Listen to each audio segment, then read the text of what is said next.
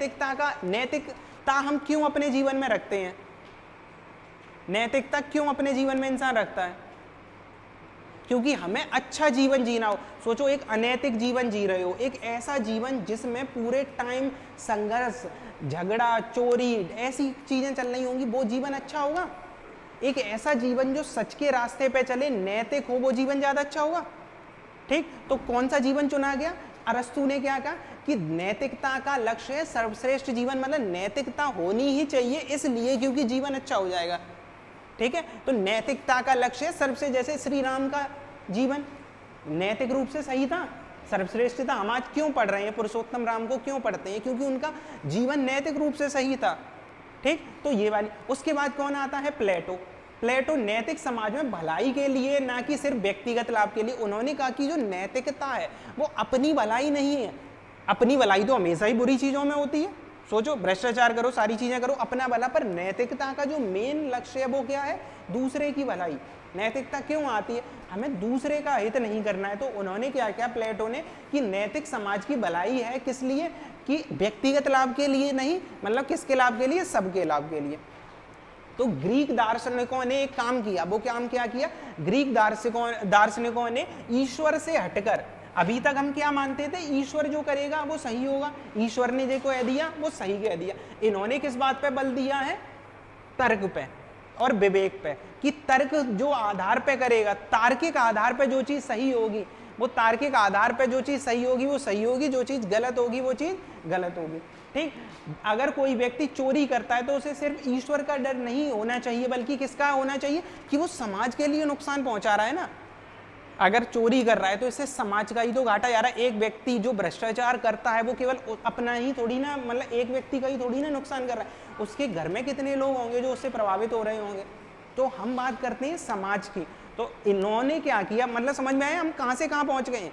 हम अब पहुंच गए हैं ईश्वर से बदल के तर्क पे, कि दार्शनिकों के आने के बाद ये अवधारणा आ गई कि तर्क, ईश्वर से हटके तर्क और विवेक से जोड़ दिया एथिक्स को, कि एथिक्स सही है इसलिए नहीं कि भगवान ने कहा, एथिक्स सही है इसलिए क्योंकि ये समाज के लिए अच्छी है।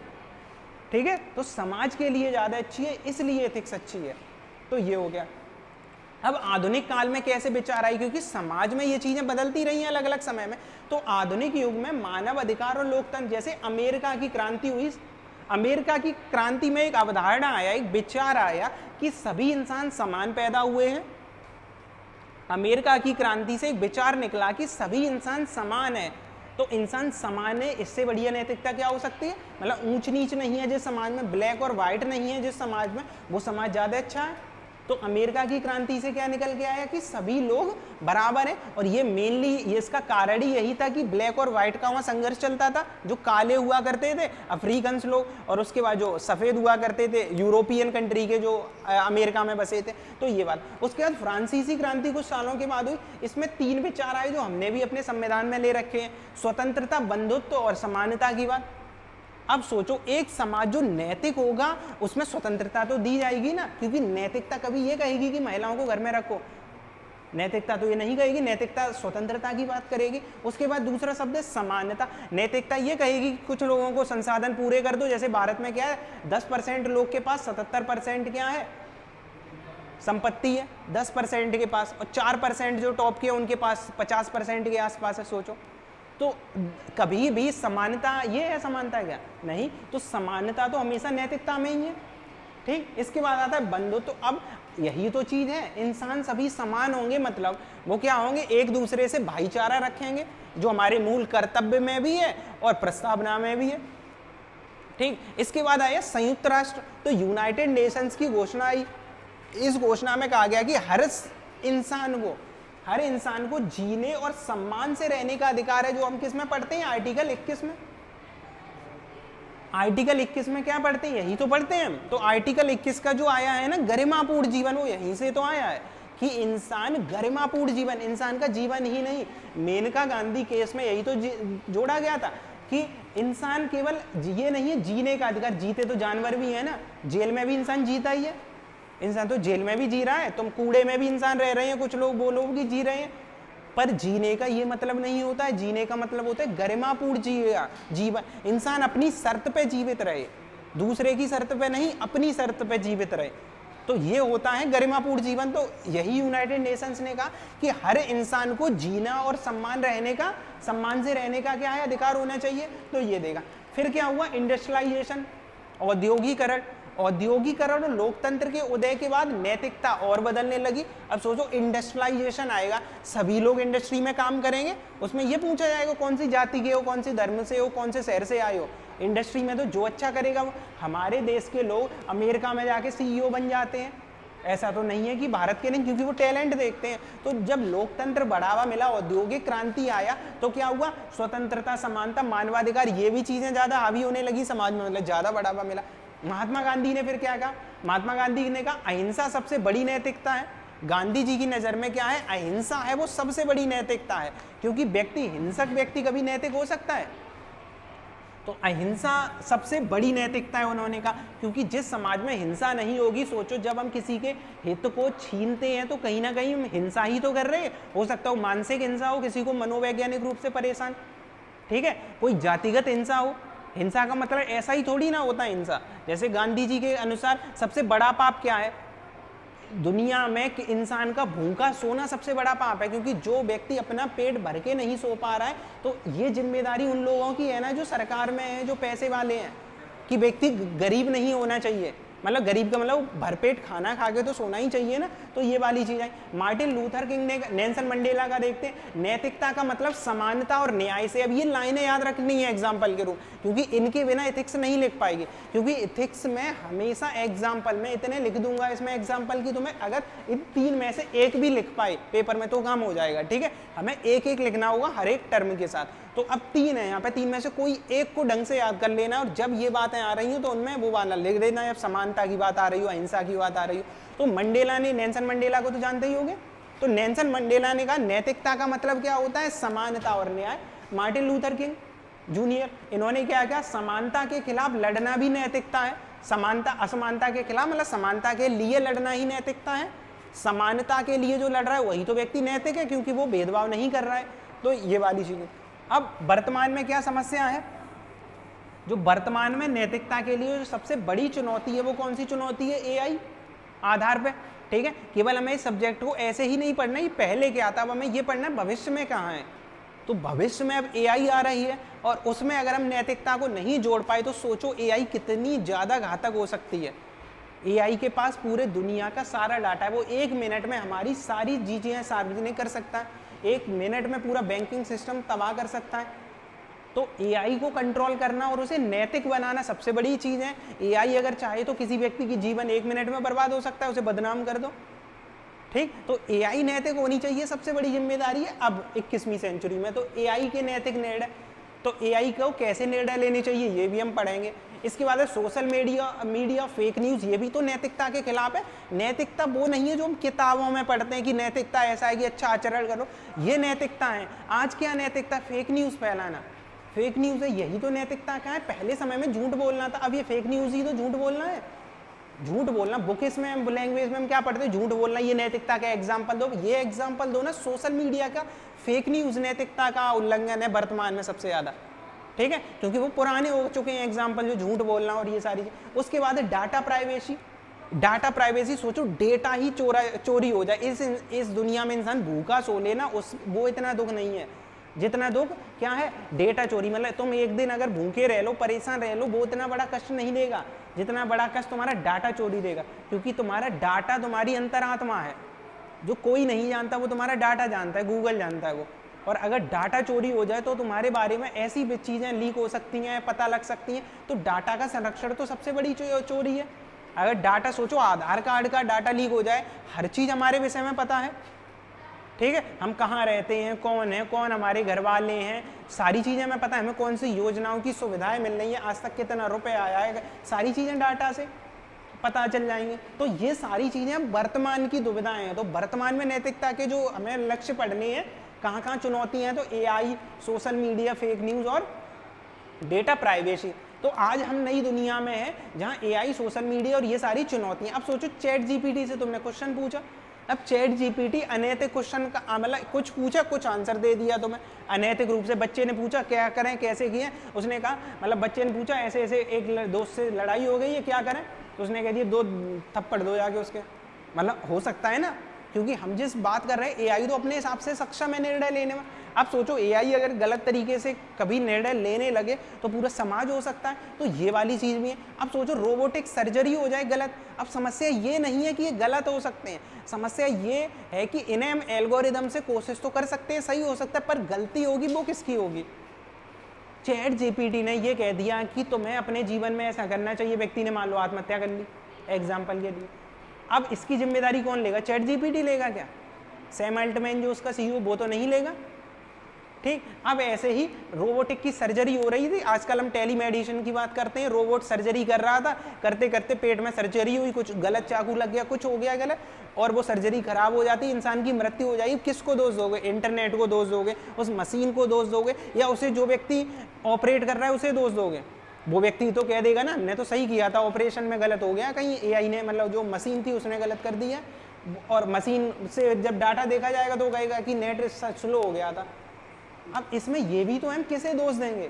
तो आगे चुनौतियां केवल इतनी ही नहीं है, आगे चुनौतियां और भी हैं। तो हम निष्कर्ष में क्या है जो हमने पूरा अभी पढ़ा है बैकग्राउंड में, कि नैतिकता की यात्रा हमने एंशिएंट से स्टार्ट की है, धार्मिक पे गए हैं, दार्शनिक तकनीकी चुनौतियां और आधुनिक जो मूल्य हैं हमारे, ठीक है, ये हमने सबसे बेसिक पढ़ा है। अभी नैतिकता का टॉपिक भी स्टार्ट नहीं है, ये हमने वो पढ़ा है कि हमने टच कर पाए हैं कि नैतिकता होती क्या है। ठीक है, सबसे पहली चीज जो हमने देखा है कि डेवलपमेंट कैसे हुआ। अब नैतिकता के आधुनिक आयाम में कौन से, वर्तमान में हम नैतिकता क्या पढ़ते हैं, तो नैतिकता वर्तमान में कौन सी होती है, न्याय, स्वतंत्रता, समानता, करुणा, यही तो है। ऐसी बहुत सारी 10, 20, 50 टर्म से याद रखनी पड़ेंगी, 10, 20 तो मान के ही चलो, ऐसी टर्म से याद करनी होंगी, इनके डेफिनेशन और सबके एग्जाम्पल। तो अभी के लिए केवल पहचान बना लो कि अच्छा ऐसा कुछ टर्म होती भी है। तो क्या है, न्याय, स्वतंत्रता, समानता और करुणा। वैश्विक नैतिक चुनौतियां कौन सी हैं सोचो। अब पुराना वाला लेके आओगे, नैतिकता का मतलब है पाप पुण्य अच्छा करना, दूसरों की भलाई करना, बुजुर्गों की सेवा करना, ऐसी चीजें ही लिख के आओगे। अब सोचो नैतिक मुद्दा है तो एक ये भी तो है जलवायु परिवर्तन। सोचो कितने लोग बेघर हो रहे हैं समुद्र के किनारे रहने वाले, समुद्र का जल स्तर बढ़ने से, कितने ग्लेशियर पिघलने से हजारों जीव जंतु विलुप्त होते चले जा रहे हैं, कितने पक्षी केवल प्रदूषण के कारण मरते चले जा रहे हैं, पेड़ न होने के कारण। शहरों में देखो आज कितने पक्षी दिखते हैं हमें, पहले एक समय हुआ करता था कितने पक्षी ज्यादा होते थे, आज दिखता है कोई, आज 1-2 पक्षी दिखेगा, वो भी कहीं जहाँ पेड़ होंगे। तो ये भी नैतिक समस्या नहीं है। तो अब नैतिक समस्या केवल वही नहीं है जो हम पढ़ते आते, अब नैतिक समस्या ये भी है, ये तो हम हमेशा से पढ़ते आते हैं। अब नैतिक जो वैश्विक समस्या है वो जलवायु परिवर्तन, डिजिटल अधिकार, तुम्हारे अधिकार। डिजिटल अधिकार का मतलब क्या हुआ, सोचो एक व्यक्ति, हम आज जो एआई है, तकनीक है, उसे यूज करके वीडियो बना रहे हैं, पढ़ रहे हैं क्लास में, ठीक। सोचो एक व्यक्ति जिसके पास नेट ही नहीं है, जिसके पास तकनीक ही नहीं, वो पिछड़ेगा कि नहीं पिछड़ेगा वर्तमान युग में। जिस व्यक्ति के पास तकनीक ही नहीं है, तो यही क्या है, डिजिटल अधिकार, डिजिटल डिवाइड। जिस व्यक्ति के पास अधिकार ही नहीं है वो पिछड़ता चला जा रहा है समाज में। तो ये भी तो एक नैतिक समस्या है कि नहीं है, कि व्यक्ति को सबको समानता की बात करना। मार्टिन लूथर किंग ने कहा है समानता की बात करना, और कहाँ समानता है अगर हम क्या करेंगे, ये डिजिटल डिवाइड की समस्या है। पर्यावरण प्रदूषण हो रहा है, ये भी एक समस्या है। दैनिक निर्णय, दैनिक नैतिक निर्णय, दैनिक हर दिन में हम कई सारे निर्णय लेते हैं, वो भी कैसे होने चाहिए, नैतिक होने चाहिए। तो ये हमने समझा।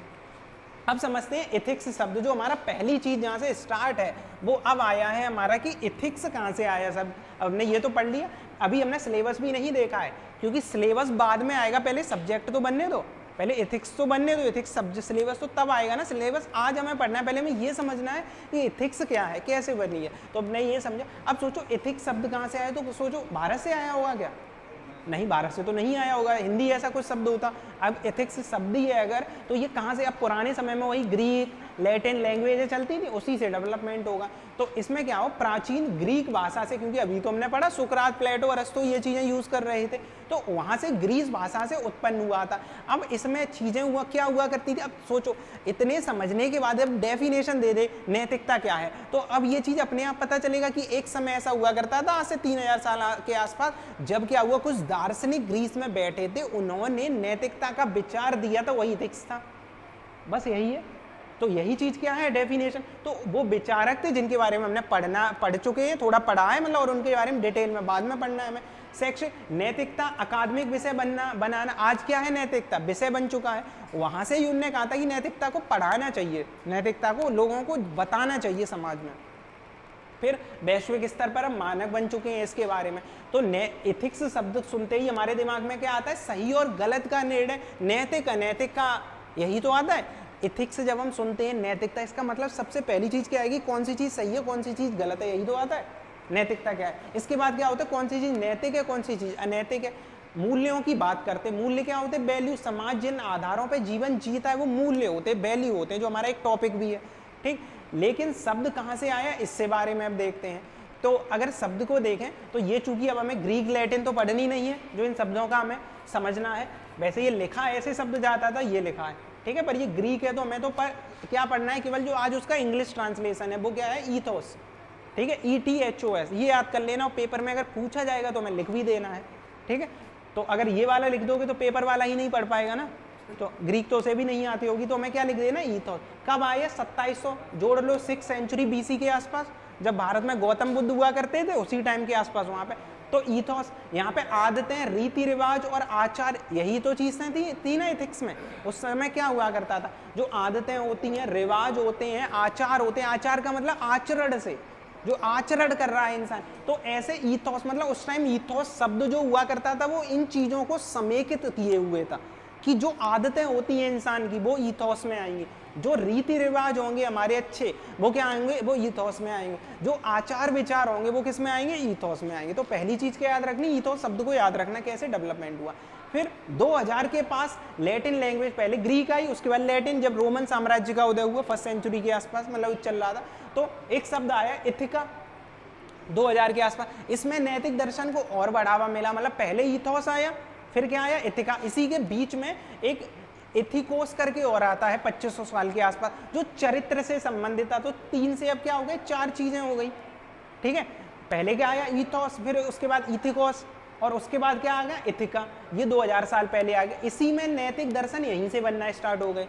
जो नैतिक, जो हम आज नैतिकता की बात करते हैं, वो लैटिन शब्द किससे निकला था, एथिका से, जो आज जो हम सिलेबस के रूप में पढ़ रहे हैं, ठीक है। फिर उसके बाद क्या हुआ, आधुनिक में हम इसे क्या कहने लगे हैं, एथिक्स। समझ में आया ये चरण पूरा, ठीक है। सबसे पहले क्या, ईथोस, ठीक है, ग्रीक वाला। उसके बाद ईथोस में क्या थी, आदतें, रीति रिवाज, आचरण। इसके बाद चरित्र और देख लिया गया। चरित्र में क्या हुआ, इंसान कैसा है, रीति रिवाज कैसी हैं, आदतें कैसी हैं, बाद की बात है, इंसान अंदर से कैसा है, अंतरात्मा कैसी है उसकी। उसके बाद क्या आ गया, लैटिन शब्द इथिका, इथिका से जुड़ा। और यही चीज आज हम पढ़ते हैं आधुनिक समय में, जो इथिक्स से निकला है। और ये 500 मतलब आज से 500 साल पहले, मतलब वही रेनेसो काल, पुनर्जागरण, नवजागरण का काल जो हुआ करता था यूरोप में, वहां से ये निकला है। तो एथिक्स को हमने देखा। तो एथिक्स क्या हुआ, अच्छे और बुरे के बीच का अंतर ही क्या हो गया, एथिक्स में आ गया, नैतिकता के बीच में। तो ये चीजें हैं।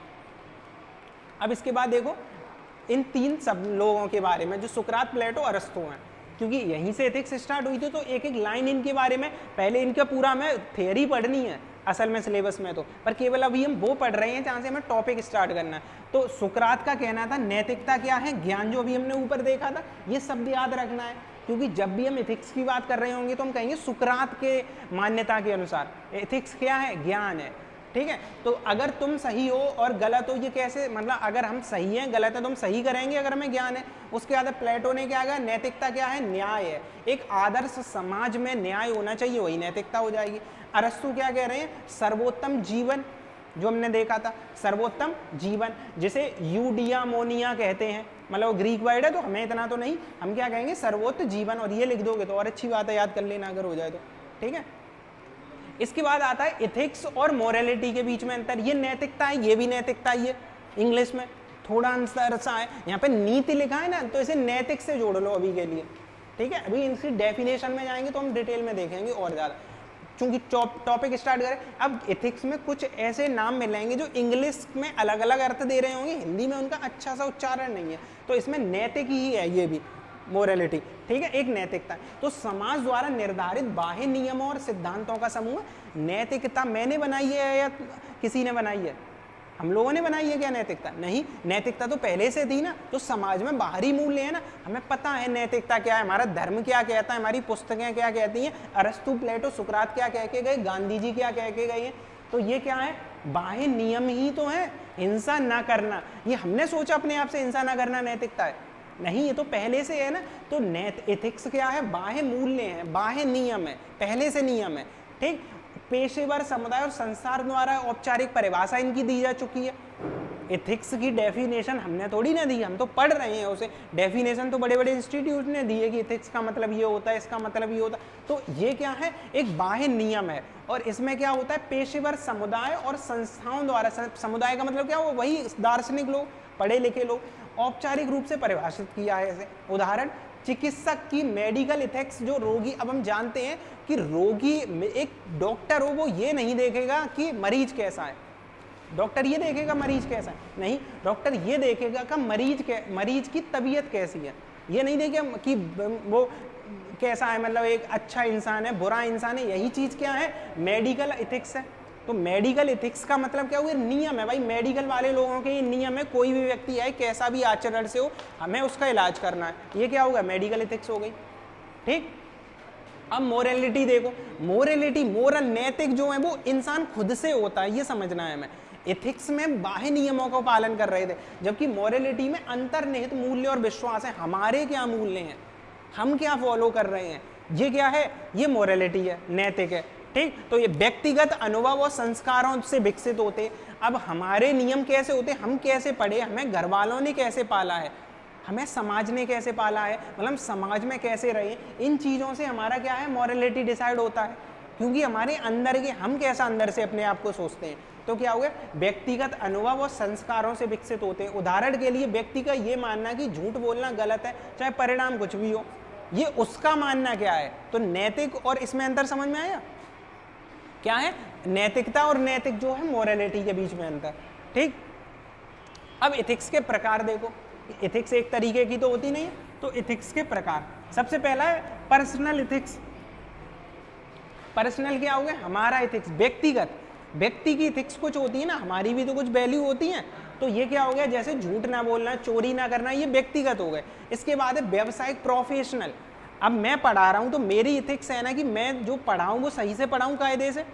ठीक है, ऐसा थोड़ी ना गुमराह करूं। तो ये सारी चीजें हो जाएंगी कौन सी? प्रोफेशनल। एक अगर कोई व्यक्ति है, डॉक्टर है, एक वकील है, तो उसका प्रोफेशन की कुछ एथिक्स होती है ना कि वो अपने प्रोफेशन को ढंग से निभाए। तो ये क्या होती है? Professional ethics. वो तुमसे पूछेगा कि एथिक्स क्या होता है, इसके प्रकार बताओ। ठीक, तो क्या हो जाएगा? व्यवसायिक एथिक्स है।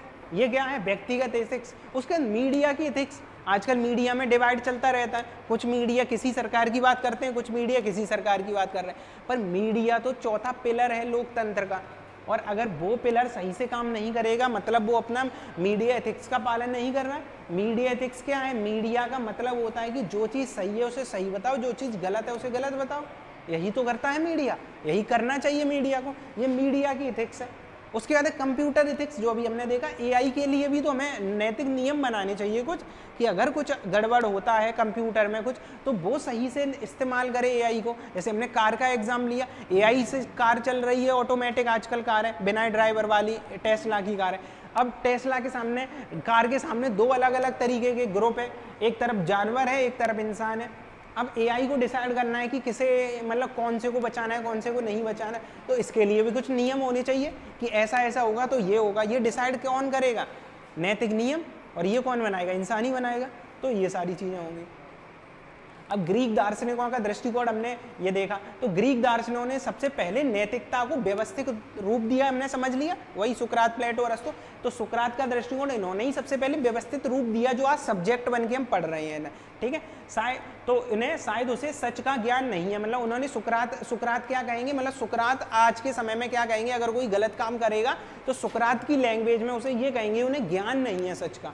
अगर सुकरात को अगर कोई बात कहनी हो, जैसे कोई वकील अपना काम ढंग से नहीं करता है, तो सुकरात से अगर पूछा जाए ये व्यक्ति क्यों नहीं कर रहा है, तो सुकरात ये क्या कहेंगे, सुकरात की इसे सच का ज्ञान नहीं है, क्योंकि जिस व्यक्ति को सच का ज्ञान हो जाएगा वो तो सच ही बोलेगा ना, सुकरात के दर्शन। तो यही चीज है, सुकरात अगर कहते तो ये कहते कि शायद उसे सच का ज्ञान नहीं है, क्योंकि अभी हमने देखा सुकरात इस चीज पे फॉलो करते। अब ये चीज कितनी सही है कितनी गलत है ये हम डिसाइड नहीं करने वाले, हम अभी ये पढ़ रहे सुकरात क्या कहते थे। तो सुकरात का मानना ये था अगर ज्ञान होगा ना व्यक्ति में तो अपने आप व्यक्ति सही काम करेगा।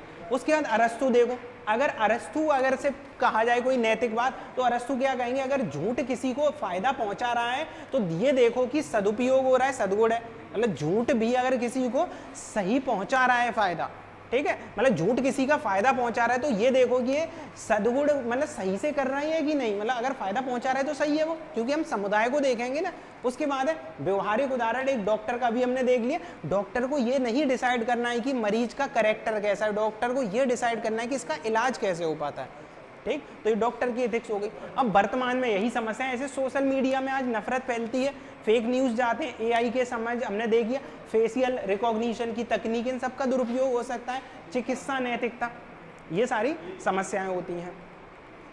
इसके बाद है निष्कर्ष, तो अब लिख ही देंगे। निष्कर्ष में क्या है, ऐसे स्टार्ट खत्म करना है इसमें कि इथिक्स शब्द ग्रीक सभ्यता से शुरू होकर यहाँ तक पहुंचा है और उसमें इतने चरणों को प्रभावित किया है, विभिन्न चरण रहे थे इसके, तो ऐसे करके वर्तमान में और लास्ट में हमें निष्कर्ष में क्या लिखना होता है अगर ऐसे ही टॉपिक पे दे कि हमें वर्तमान से जोड़ना है कि वर्तमान इथिक्स वो नहीं है केवल नैतिक नियम, अब वर्तमान में तकनीक आधारित नैतिक नियम है, ठीक है, टेक्नोलॉजी और जुड़ जाएगी और भविष्य की दिशा वे फॉरवर्ड पे बताना है। तो ये क्वेश्चन है, ये लिख के देखना कि एथिक्स शब्द की उत्पत्ति और उसका आधुनिक संदर्भ में महत्व बताना है, ठीक है। तो ये